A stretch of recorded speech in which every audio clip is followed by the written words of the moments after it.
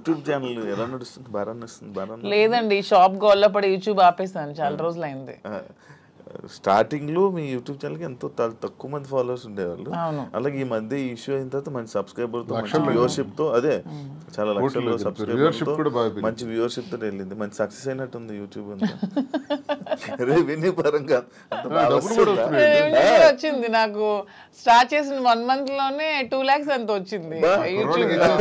ఆ పిల్లలే తీసుకుంటున్నారు, వీడియోస్ పెడతారు వాళ్ళే. తర్వాత మరి గ్యాప్ వచ్చింది. నేను షాప్ హడావుడిలో పడి ఈ సారీ వీవింగ్ చేయించడం, వీవర్స్ దగ్గర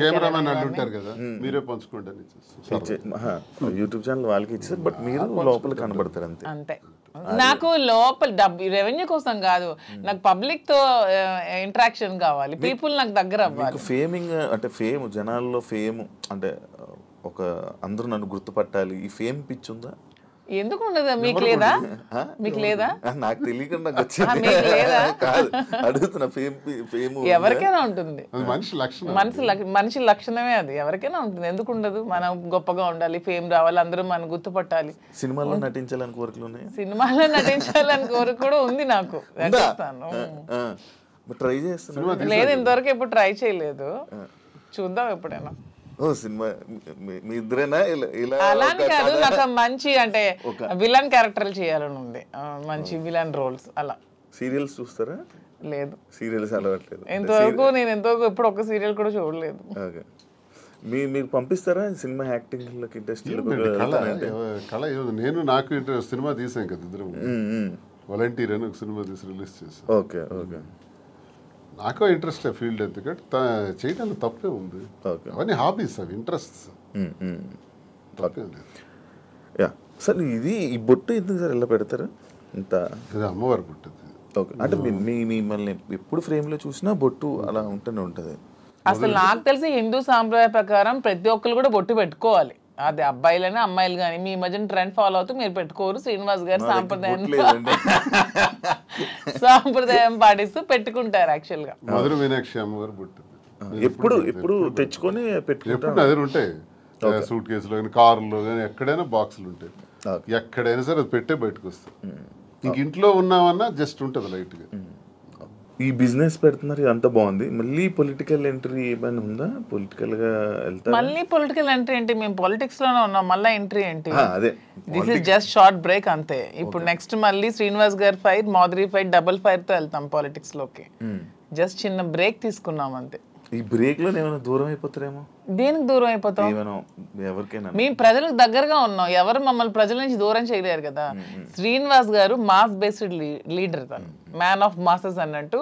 తన క్యాడర్ తో గానీ ఎవరితో గానీ సంబంధాలు ఉండవు, తనకి డైరెక్ట్ పీపుల్ తో సంబంధం. ఎప్పుడైనా డైలాగులు చెప్పారా? మాస్ డైలాగులు మీకు ఎప్పుడైనా? గోల్డ్ అని ఒకసారి ఒక డైలాగ్ చెప్పండి. గోల్డ్ అని డైలాగులు, బోల్డ్ అని స్పీచ్లు, బోల్డ్ అని క్లాసెస్, అవన్నీ ఎప్పుడు అవుతూనే ఉంటాయి శ్రీనివాస్ గారి నుంచి. He's completely mass based leader. Duvvada Srinivas అంటే మరి మీకు తెలుసో లేదో కానీ అదే శ్రీకాకుళంలో మీకు కూడా తెలియాలి. అప్పటి నుంచే బాంబుల్ శ్రీని అనేవాళ్ళు దువ్వాడ శ్రీనివాస్ కి. ఒక రౌడీ, ఒక మాస్ లీడర్, పీపుల్ దగ్గరగా ఉంటాడు, ప్రజల కోసం ఎన్నో పోరాటాలు చేశాడు. ఈవెన్ షూటెడ్ సైట్ ఆర్డర్స్ వచ్చాయి అతని మీద, కాల్పులు కూడా ఎదురెళ్లారు. అలా పోరాట యోధుడు అతను. అతన్ని ఎవరు బీట్అవుట్ చేసి రాజకీయాల నుంచి తప్పించే ఇది కూడా ఎవరికి ఉండదు. అవన్నీ జస్ట్ ఇది చిన్న బ్రేక్ తీసుకున్నాను. మాక్సిమం శ్రీనివాస్ గారిలో నాకు ఈ వ్యక్తిత్వం ఇష్టం అని చెప్తాను. హీఈస్ వెరీ హానెస్ట్ అండి. ఎప్పుడు కూడా నాకు తెలిసి ఇంతవరకు నేను ఈ 5 years నేను రాజకీయాలు ఉన్నప్పుడు ఎంతో మంది వచ్చి అతని దగ్గర మేము ఇవి ఇస్తాం, ఎంత డబ్బులు ఇస్తాం, మాకు ఇది చేయండి, మాకు ఇది ఇస్తాం, ఈ ట్రాన్స్ఫర్ చేయండి అన్నప్పుడు ఏ రోజు కూడా 1 రూపీ కూడా ఎవరి దగ్గర కూడా ఆశించని వ్యక్తి ఎవరైనా ఉన్నారంటే పాలిటిక్స్ లో దువ్వాడ శ్రీనివాస్ ఒక్కలే. ఈవెన్ కాకరాపల్లి అప్పుడు థర్మల్ పవర్ ప్లాంట్ ఉద్యమంలో కూడా తనకు 20 crores తెచ్చి ఆఫర్ ఇచ్చారు కంపెనీ వాళ్ళు. అది తృణోపాయంగా కాదనుకున్నారు. ఆ టైంలో తీసుకుని ఉంటే ఎలక్షన్లో అప్పుడే గెలిచేవాళ్ళు. అతను అవతల పార్టీ వాళ్ళు తీసుకున్నారు, ఆ చిన్నాడు వాళ్ళు గెలిచారు. ఆ టైంలో 1 రూపీ కూడా లేకుండా ఎలక్షన్ లో పార్టిసిపేట్ చేశారు. కానీ ఏ రోజు కూడా లంచాలకి ఎప్పుడు కూడా తను తలొగ్గలేదు. దానికి అతీతంగానే పనిచేశారు. చాలా హానెస్ట్ గా ఉండి ఎప్పుడు అబద్ధాలు చెప్పరు, స్ట్రైట్ ఫార్వర్డ్. ఎవరు ఏదైనా ప్రత్యర్థుల మీద విరుచుకు పడతారు. చాలా ఫ్రాంక్ గా ఉంటారు. తన నమ్ముకున్న నాయకుడి కోసం ఎంతవరకైనా వెళ్తారు. జగన్మోహన్ రెడ్డి అంటే అతనికి చాలా ఇష్టం, దైవ సమానులుగా భావిస్తారు. అతని కోసం మానవ బాంబులా కూడా ఉంటారు. అంటే అతని కోసం జగన్మోహన్ రెడ్డి కోసం అటాక్ అంటే వెళ్ళి ఎదురుగా నిలబడమన్నా నిలబడతారు. నమ్ముకున్న వ్యక్తి కోసం ప్రాణం ఇచ్చే టైప్. సో ఇంత మంచి క్వాలిటీస్ ఎవరిలో ఉంటే ఎవరైనా ఇష్టపడతారు. ఒక పాయింట్ మధ్యలో, శ్రీని గారు అబద్ధాలు ఆడరండి? అస్సలు ఆడరు. మీరు ఎప్పుడు అబద్ధం ఆడలేదు మీ వైఫ్ వాణి గారి దగ్గర? కానీ అక్కడ నేను అబద్ధం ఎప్పుడు దేనికి ఆడాలి? అన్ని ఫెయిర్ గానే ఉంటాను నేను. ఓకే, ఆ ఫెయిర్ ఈ విషయాన్ని ఫెయిర్ గా ఉండడం వల్లే ఎక్కువ గొడవలు అయ్యి అర్థం చేసుకోవాలి అతన్ని. ఓకే, సరే. అదే మా ధైర్యం. ఇప్పుడు అవినీతి తినన్నట్టు అవినీతి అక్రమాలు భూదందాలు అధికార దుర్వినియోగం చేస్తే ఇప్పుడు కూటమి ప్రభుత్వంకి బెస్ట్ ఛాన్స్. నా మీద అవన్నీ తీయొచ్చు, లోపల ఇయ్యొచ్చు. నేను ఇంత టార్గెట్ చేసి మాట్లాడదాను కదా. ఇంతమంది నాయకుల మీద ఎన్ని ఉంటాయి కానీ ఇతని మీద ఏం ఉండవు, క్లీన్ చిట్ తో ఉంటారు. జరగడానికి వీళ్ళు అవి నేను చేయను, అదే నా ధైర్యం. మీరు అదే ఇందాక మర్చిపోయారు, మీరు ఏం డైలాగ్ ఎప్పుడైనా చెప్పారా మాధురి గారికి?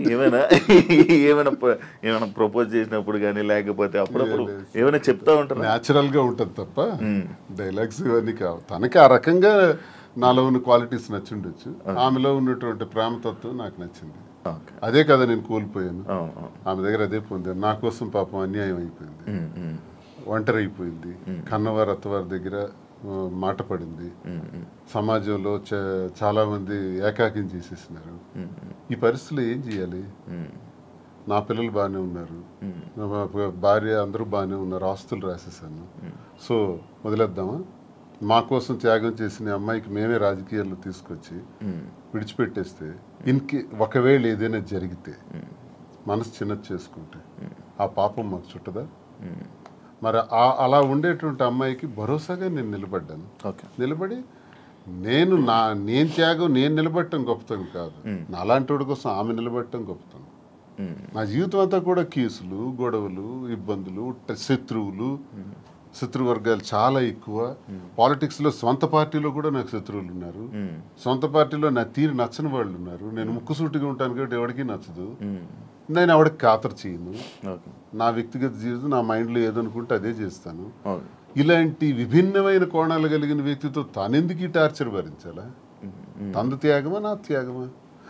ఇన్ని బాధల మధ్య నేను భరోసాగా ఉండి మేము కలవాల్సిన పరిస్థితి వచ్చిందే తప్ప మేమేదో సమాజానికి చేసింది ఏదో ఇలా ఉండొచ్చా, ఇలా చెయ్యొచ్చా, ఇలా మీకే ప్రశ్నించబడిన వాళ్ళు చాలా మంది అనొచ్చు, ఏం సందేశం ఇస్తాడు ఇవన్నీ అంటే ఇది మా పరిస్థితి. అన్నీ ఎక్స్ప్లెయిన్ చేసాం. బాగుంది, దయచేసి విమర్శించేవాడు కూడా మీరు చాలా సందేశాలు మీవి తీస్తే బోల్డ్ ఉంటాయి. ఓకే, ఇప్పుడు మీ ఇద్దరు పిల్లల్ని మీ ముగ్గురు పిల్లల్ని మేమే చూసుకుంటాం అది అన్నారు కానీ వాళ్ళు యాక్సెప్ట్ చేస్తారా? మీ దగ్గర మా ధర్మం చేస్తున్నారా? మా ధర్మం మాది.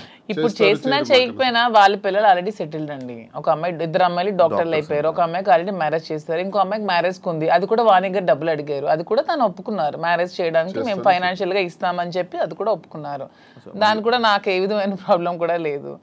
ఇప్పుడు అందరూ అనుకుంటూ ఉంటారు మాధురి నాశనం చేసింది, మాధురి ఇచ్చేసింది, అది చేసింది అని. ఇక్కడ నాశనం అయిపోయింది, కోల్పోయింది ఎవరు? నేను, నా పిల్లలు. ఈ హోల్ చాప్టర్ లో నేను ఇంతవరకు ఎప్పుడు ఎవరి దగ్గర అనలేదు కానీ మీ ఐ డ్రీమ్, నా పిల్లలు కోల్పోయారు కదా లైఫ్ ని. నా పిల్లలు అనాథలు అయిపోలేదా? నా పిల్లలు సమాజంలో ప్రాబ్లమ్స్ ఎదుర్కోరా?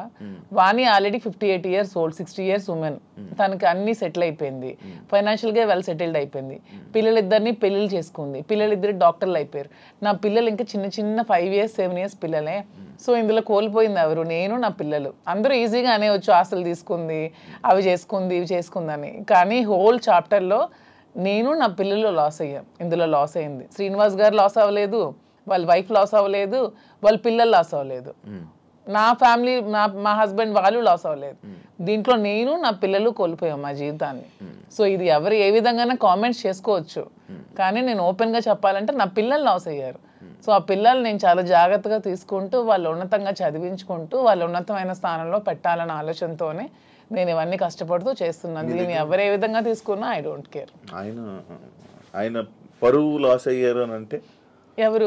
శ్రీనివాస్ గారు పరువు ఎక్కడ లాస్ అయింది? శ్రీనివాస్ గారిని ఎవరు అనట్లేదు. ఇప్పుడు మీరే అన్నారు మాధురియే లాక్కుంది, మాధురియే వశీకరణం చేసింది, మాధురియే మందు పట్టింది అంటున్నారు. కానీ శ్రీనివాస్ గారు మాధురిని వశీకరణం చేశాడు, శ్రీనివాస్ మాధురిని మోసం చేశాడు, శ్రీనివాస్ మాధురిని నమ్మబలికాడని ఎవరు అనట్లేదు కదా. పోతుందంటే దేశద్రోహం చేసిన, అవినీతి చేసిన, ఇంకోటికి తాలూకు ఆస్తులు దోచేసిన, ఇలాంటివి పొరుగుపోయాం సార్. ఇది మా పర్సనల్ ఇష్యూ అండి. పర్సనల్ ఇష్యూకి దీనికి సంబంధం ఏంటి? పర్సనల్ ఇష్యూ మా మానసిక సంఘర్షణ వల్ల మేము తీసుకున్న నిర్ణయాలు. నన్ను క్యారెక్టర్ అసాసినేషన్ చేశారు, నన్ను పొలిటికల్ గా నన్ను ట్రోల్స్ చేస్తున్నారు, నన్ను కామెంట్స్ చేస్తున్నారు, నన్ను కాంట్రవర్సీలో పెడుతున్నారు, ఎన్ని నెగిటివ్ కామెంట్స్ చేస్తున్నారు, నాది కాని వీడియోస్ నేనని పెడుతున్నారు, నాది కాని వాయిస్లు నావని పెడుతున్నారు, ఏ యాక్సిడెంట్ లో ఎన్ని ఎన్ని ఒకటా రెండా ఈ 6-7 నెలలుగా నా మీద ఎన్ని చేయాలన్నది ఎవ్వరికి ప్రపంచంలో ఏ పని లేదన్నట్టు ఒక్క మాదిరిగా ఉందన్నట్టు నన్నే అటాక్ చేస్తూ, నన్నే ట్రోల్ చేస్తూ, నన్నే సెంటర్ చేస్తూ, నన్నే టార్గెట్ చేస్తూ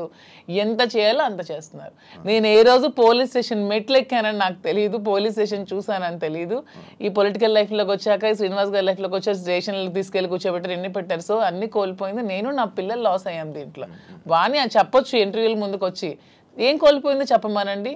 she is well settled, 58 years 60 years ఆమెకి ఆల్రెడీ తన జీవితం చూసేసింది, లైఫ్ అయిపోయింది, పిల్లలు సెటిల్ అయిపోయారు, హ్యాపీగా ఉంది. తను అదే కోరుకుంది, శ్రీనివాస్ గారి నుంచి దూరంగా వెళ్ళిపోవాలి, నాకు ఇండిపెండెంట్ కావాలని కోరుకుంది. తనకి ఎప్పుడు ఒంటరిగా ఉండటం ఇష్టం, శ్రీనివాస్ గారి దగ్గర బతకడం ఇష్టం ఉండదు. ఎందుకంటే ఆమె ఎప్పుడు కరప్టెడ్, శ్రీనివాస్ గారిని ఎప్పుడు కూడా లంచాలు తీసుకోమని ఫోర్స్ చేస్తుంది, డబ్బు పిచ్చి. ఇతనికి నచ్చదు, అక్కడే మొదలయ్యేది వీళ్ళిద్దరికి గొడవ.